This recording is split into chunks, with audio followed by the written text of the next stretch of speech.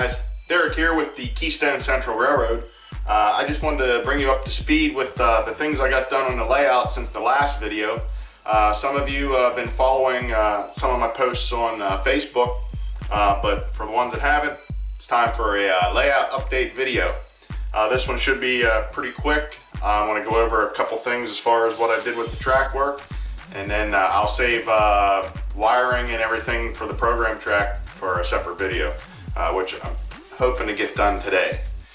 So hang tight. I'm gonna jump on the other side of the camera and we'll give you a shot of what I got done on the layout.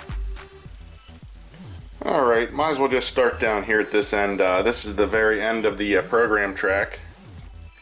That's by my yard. We'll just move up through here. I just laid the program track yesterday, so it's now dry and ready to work. As you see, we're working our way up through here, and I'll explain why the program track has an S-curve in it here in a minute.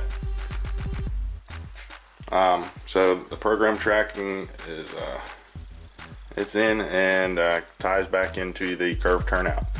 So I got that in.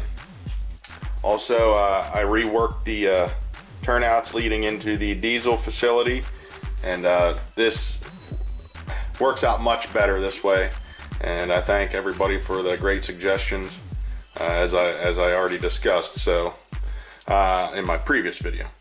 But there we go, I got that done. I believe I shared pictures of that on Facebook, but here's the video of it. Looks much better, flows much better, curve radiuses are much better, so that's all done. And I even mounted my Caboose Industries ground throw here for the Walters curved turnout, since they are not pre-sprung. So I got that in.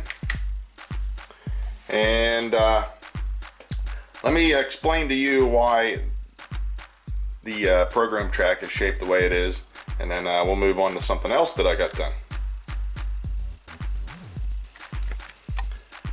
Alright guys, now the reason for the S-curve in the program track, as I stated before, the diesel emissions facility will go right in this area here, and I'm using the Pike Stuff Atkinson diesel house, yeah, the Atkinson one. I did start assembling it, and I actually made some wrong cuts, and then after I made some wrong cuts, I decided to do things a little bit differently than what the instructions even said. So I just went ahead and ordered another kit, so I have to redo that yet. But I do have some pieces to demonstrate how it's going to be. This will be where the locomotive enters, of course, and then this would be like the back piece. Now these are not cut to exact how they're going to be, but as far as the width, they are accurate. So I had to use that. So it will go right here, and as you see, for me to have the room between the building and the track over here going into the diesel house, I needed to bring this track over this direction to be able to fit this. So as you see, hopefully you see, and it will be 11 inches long, so I will put it roughly right in this area here, which will be perfect.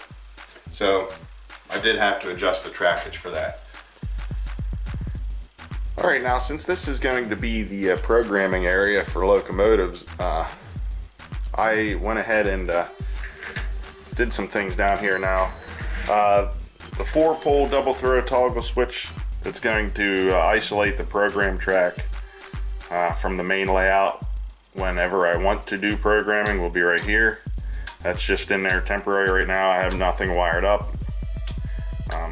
I just wanted a mounting point, and so it's a center off. I'll discuss all this in the next video. There's no sense making this longer and just repeating myself in another video. So that's where the switch will be. This is the panel that will be used for programming purposes. I'll explain that too in the next video. It has to do with the fact that I have a power cab and now an SB5 booster. The booster does not have a programming track option, so that's the reason for this separate panel. And I wanted a place for my computer or laptop. Well, I have an extra laptop that will be used for this purpose here, and I wanted it to be able to be out of the way when not in use. So I built this crude looking thing. Give a demonstration. Just slide it out,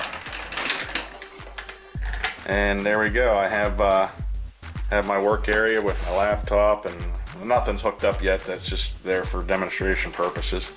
But what happened was I actually had this top piece right here that was left over from my previous layout. I just had it laying around, and it just so happens it was cut perfect angle and everything to fit under the layout, because the way the curve of my layout goes.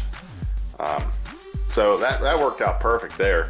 And I went to Harbor Freight and just bought a mover's dolly for $11.99, I think it was, and then cut some 2x3 legs and just fastened everything on top, and then I glued some hardboard that I had laying around on the top of this to make a nice surface. So everything, as far as the wood and everything, was just scrap pieces laying around, except for the mover's dolly, which I had to purchase. So basically, I did this for 12 bucks, and it'll make a nice work area. Pull it out, fire everything up with my JMRI and everything, and have enough room here to, have a notebook, jot some things down, and that's it. I think that should work out pretty nice. Then when I'm done, close everything up, wheel it back out of the way. All right, I think that's about it for this video.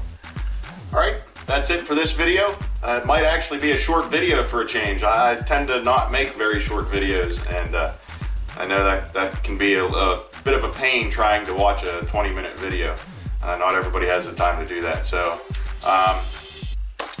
with that being said, stay tuned for the next video on wiring up the program track. Thanks again, guys, and thanks for stopping by.